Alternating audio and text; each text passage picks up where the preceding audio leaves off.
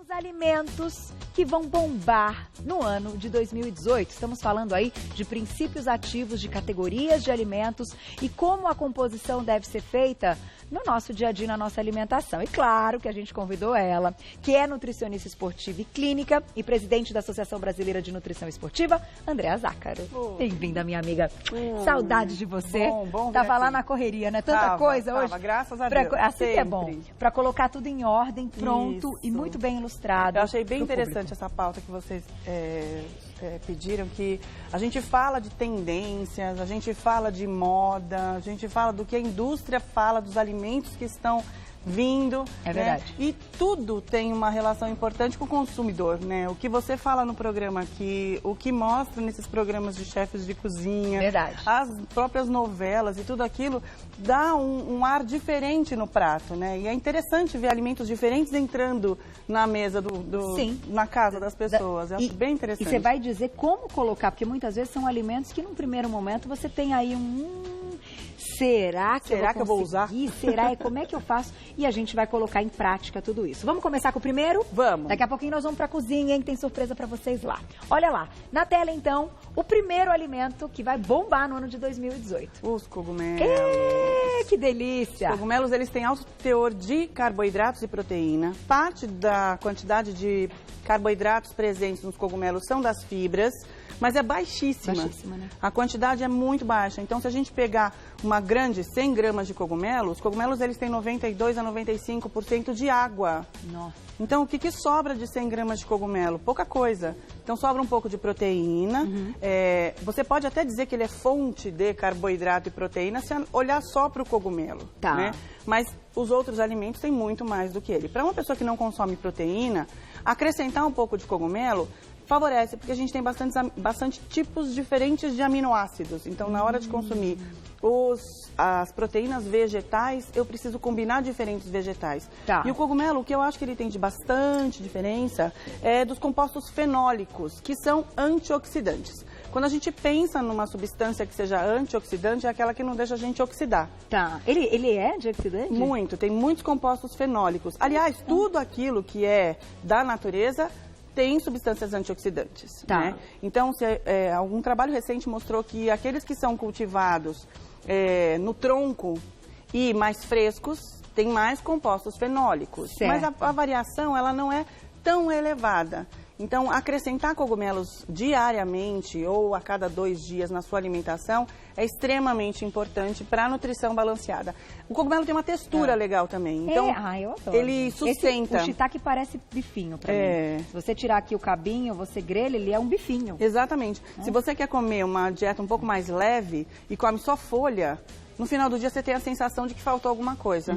Então, o cogumelo, assim como o palmito, né? Você come, você fala, nossa, mastiguei alguma coisa macia, gostosa, então aumenta a saciedade. Dá até para ser quente, ele pode ser quente ou frio. Exatamente. Mas sabe o que eu ia te perguntar? Como a gente tem um público vegano, vegetariano muito grande no Você Bonita, que talvez seja o público que hoje saiba utilizar da melhor forma os cogumelos, o quanto nós precisamos comer destes cogumelos para que essa proteína tenha uma absorção legal e que favoreça quem não come proteína animal? Então, na verdade, não tem muito esse cálculo, porque isso vai depender do cardápio da pessoa. Tá. Quando a gente quer proteína vegetal, a gente vai buscar da soja, a gente vai buscar dos feijões, brócolis e cogumelos. Então, o vegetariano ou o vegano, ele não vai olhar para um alimento. O prato dele é extremamente colorido. Tá. A preparação dele tem diversos ingredientes que vão somando para dar um montante proteico um pouco maior. Entendi. Não dá para ganhar tudo não dá. Mas eu acredito que uma quantidade boa de cogumelos, e eles podem ser utilizados diariamente, vão aumentar esse aporte proteico. Então, é interessante utilizar numa sopa, utilizar num mix de legumes com temperos asiáticos. Se você quiser utilizar na salada, né, cortando esse cogumelo Paris, colocando no vapor somente e utilizando, grelhando como você falou. Né? Grelhadinho parece o bifinho. E mesmo que você acrescente um fio de azeite ou algum toque de gordura, sempre a gordura favorece um pouquinho a absorção de alguns compostos mais oleosos que têm nos alimentos. Então, não precisa também ter uma alimentação tão seca em relação àquele fio de gordura, de azeite ou de alguma coisa que você for utilizar. Podemos colocar um molhinho de soja, que vai muito bem, com um pouco de azeite, um gergelimzinho, que combina, né? São coisas tem um óleozinho que combina bastante, que a gente vai usar depois no poke, que é o óleo de gergelim. Ai, que delícia! Ele dá um toque especial. É verdade, e um aroma, né? É muito gostoso. Agora, pra gente conhecer a tabela nutricional dos cogumelos, olha lá, aproveita e tira foto pra você ficar com esse material aí pra você na tela. Tabelinha, 22 calorias, acho que em 100 gramas. Exatamente. É bem pouco, gente, olha lá. Dá pra comer bastante cogumelo, sem extrapolar na quantidade, né? E dificilmente você vai conseguir comer mais que 200 gramas. Por isso que eu falei que o aporte proteico não é tão alto. Então, 4 gramas de proteína é o que eu tenho numa clara de ovo. Pois é. Então, eu vou comer 200 gramas de cogumelo para ter 4 e numa clara de ovo eu tenho. Então, para quem consome alimentos de origem animal, o cogumelo não vai ser a fonte proteica esperada. É mais... Ele vai ser mais de substâncias bioativas, de antioxidantes, de textura, de sabor, de variação de cardápio. Não, até um filé de carne, para quem gosta, com um molhinho que tenha o cogumelo, não é? Puxar um molho de cogumelo ali na manteiga ghee, que nós vamos falar daqui a pouquinho, e jogar por cima do bife, fica muito legal. E mesmo na própria aguinha da panela, né? Se você grelhou o filé e jogou o cogumelo lá com uma cebola depois de grelhar o filé, enquanto a carne está descansando, aquele caldinho junto com o cogumelo Paris, ou mesmo que seja o shiitake, ele já pega o gosto da carne, ele limpa, entre aspas, a panela, porque pega todos aqueles sabores que ficaram ali na panela, e você agrega valor ao seu prato. Já fiquei com vontade, você, diretora. Já colocamos no seu dia a dia, gente. Não tem erro, que a Andréa também é cozinheira de mão cheia, Adoro cozinhar. Vamos pro próximo, então? Vamos. Olha lá, qual é aí? Ah, é ela. Manteiga clarificada também vai bombar em 2018 e nós vamos fazer o seguinte, nós vamos lá na cozinha, então. Vamos. Te convido. Não vamos fazer a manteiga, gente, ao vivo e até o final o processo, mas a gente vai iniciar e te dar as orientações. Eu não sei como para você. Vamos aqui. Para você fazer em casa a sua manteiga clarificada. É muito mais barato, né? E é bem possível, né? Isso. A ideia de mostrar um pouco, tá entrando em onda, né, na moda, utilizar manteigas diferentes, e eu acho que a manteiga ghee trouxe um pouco do que a manteiga clarificada era utilizada na culinária e sempre foi. Por que é que surgiu a ideia de fazer uma manteiga clarificada? Quando a gente aquece a manteiga, e todo mundo já percebeu isso, se você jogar a tablete de manteiga numa frigideira, no momento que você jogou, se a frigideira está muito quente, sobe um negócio marrom. Você queima a manteiga. Então, quando a gente ferve a manteiga ou aquece a manteiga, a espuminha que vai subindo, né? A gente tem a manteiga feita de 3 partes. Tá. Eu tenho a parte mais do óleo, que é o que eu quero que saia dessa preparação. Eu tenho a água e eu tenho as proteínas do leite e alguns restinhos de substâncias sólidas do leite. Tá. Quando eu aqueço a manteiga... Ah lá, os meninos vão chegar aqui pertinho, ó. Ele já está borbulhando um pouco, né? Mas quando eu aqueço... Se a gente tirar ele vai... A ideia de fazer a manteiga clarificada é fazer com que só o óleo da manteiga fique. Então, a espuminha que vai subir, e sempre legal, vai subir um pouquinho, a gente consegue ir retirando essa espuminha. Já está subindo. Já. Isso, agora me tira uma dúvida. A gente vai, então, diminuir dessa manteiga lactose, mas a caseína permanece. Não, a caseína também sai. Então, você vai tirar as porções proteicas do leite.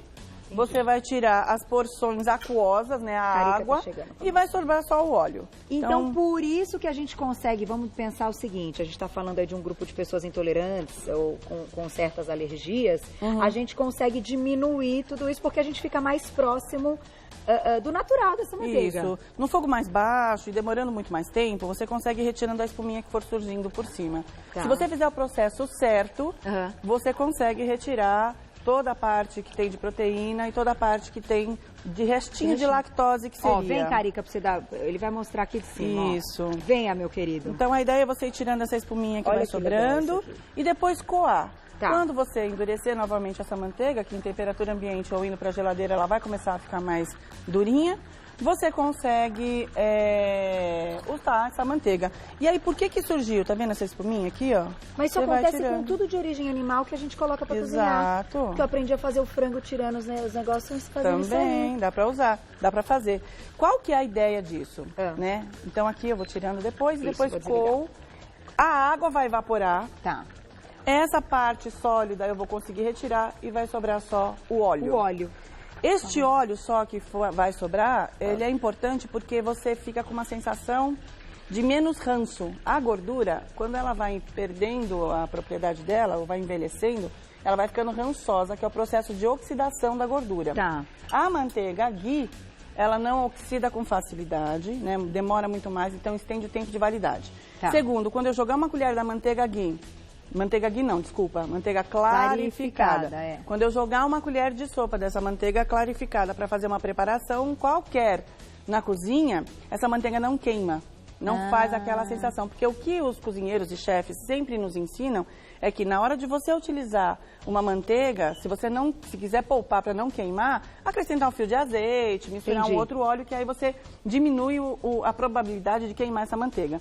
O caso da ghee nem tanto. Então, surgiu... Daqui não, da clarificada. Deixa eu só falar por causa da medicina indiana. Mas elas são idênticas, né? Em processo. A manteiga ghee, ela demora um pouco mais no processo de extração de tudo isso, e ela vai criando um gostinho meio de queimadinho de castanha, de amendoim. Então ela tem um sabor um pouquinho diferente. A manteiga ghee, você leva um tempo um pouco maior para fazer, e a clarificada seria esse processo. Mas no final das contas, hoje em dia, quando alguém vai ensinar a fazer uma manteiga ghee, às vezes pode fazer tão rápido que ela fica idêntica a uma clarificada. A pessoa também pega a manha. Exato. O processo é basicamente o mesmo. A diferença é que a ghee tem um gostinho mais de torradinho. Aí, agora você já sabe, mostramos ao vivo, faz que fica ainda mais barato. Vamos pro próximo item então, porque você vai ensinar a montar ao vivo. Olha lá. E mandem perguntas, hein? É o poke, gente. O poke agora é a comida do momento. Eu adoro esse negócio, alucinado por exemplo. Fora do Brasil, isso já pegou faz tempo. É aí o bowl havaiano, né? É. E é refrescante, é colorido e é muito saudável. É bem saudável mesmo. A ideia do poke, pra mim, parece um sashimi aberto. E, na verdade, parece meio que um ceviche, mas não é. Não é, porque a diferença principal, se você analisar do ceviche, que a gente vai fazer uma coisa meio parecida com o ceviche, você usa o limão. E quando você usa o limão, você mais ou menos cozinha, né? O ácido cozinha um pouco o peixe. E não é o que acontece. Então, eu fiz um arroz simples, e a gente usa um arroz do tipo arroz japonês. Certo. Tem vários tipos por aí. Se você não lavar muito bem esse arroz, ele vai ficar meio grudento demais. Mas pode ficar também, porque a mistura faz parte. Então tem vários tipos no mercado de arroz japonês. Procura aqueles arrozes estranhos. O tipo de arroz que vira gohan. E aí a gente tem o arroz. Aí a preparação é super. A gente tem a receitinha? Simples. Para passar aí na tela? Eu vou preparar da seguinte maneira. Então a gente vai contando aqui as quantidades. Exato. Eu vou colocar primeiro 100 gramas de salmão. Então a ideia é de colocar todos eles cortados em cubos. Na verdade, você pode fazer de salmão e atum, que é o mais tradicional. Essa receita é uma das mais tradicionais, como se fosse a primeira. Existem variações em todos os restaurantes de poke que tem em São Paulo ou no Brasil. E tem uns que a pessoa escolhe, né? Exato. Tem toda a pessoa que monta. Você pode pegar o que você quiser. Então eu coloquei aqui um pouco do salmão, vou colocar um pouco da cebola, porque a ideia é colocar tudo e temperar. Então você pode pôr menos, mais cebola. Eu adoro cebola. Também adoro. Essa cebola eu lavei um pouco, não muito, porque eu adoro o ardido da cebola. Mas quem não tolera muito, pode lavar bem a cebola, deixá-la de molho. E isso vai fazer com que tire aquele ardor, mas mantenha a crocância da cebola. Vou pôr a cebolinha. Ai, gente. Olha lá o almoço da Carol. Olha lá. O almoço da Carol tá quase vindo. Ai, eu aproveito. Vou jogar gente. um pouco de shoyu. Sou boba não, é o molhinho de soja. Só pra dar aquela... Exato. Vou colocar aquele óleo de gergelim. Mas eu vou pôr só um toquinho de óleo de gergelim. Só pra dar aquele aroma, né? Exatamente. E aqui você pode pôr pimenta dedo de moça. Eu não trouxe porque ia ficar um pouco pesado agora. Você pode pôr própria pimenta do reino, se você quiser, que não usa muito, mas você tempera do jeito que você quiser. Você mistura tudo isso daqui, tempera este atumzinho bonitinho. Atum não, esse aqui foi o salmão.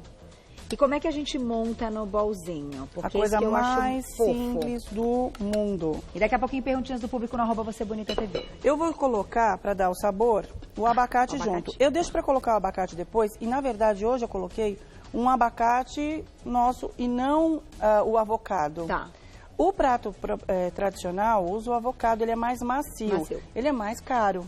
Então, a ideia de colocar outro tipo de abacate é tentar não ficar tão cara a receita, né? Ai, gente, mistura junto o abacate, ele pega o gostinho do tempero. Maior febre. Aqui em São Paulo eu não conheço muitos lugares. Eu vi um que abriu, você conhece? Tem vários, Agora já tem um monte? Tem. Eu acabei buscando opções aqui para poder falar.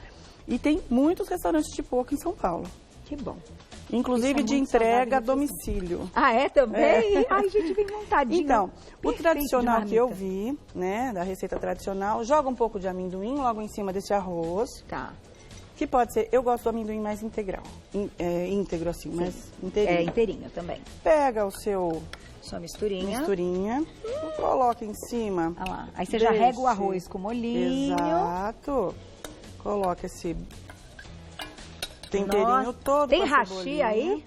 Acho que não temos um hashi, né? Não tem problema não. Eu como com garfinho. Mas eu já pensei no hashi, né? Eu sou aquela que gosta de fazer igual, sabe? Eu sei.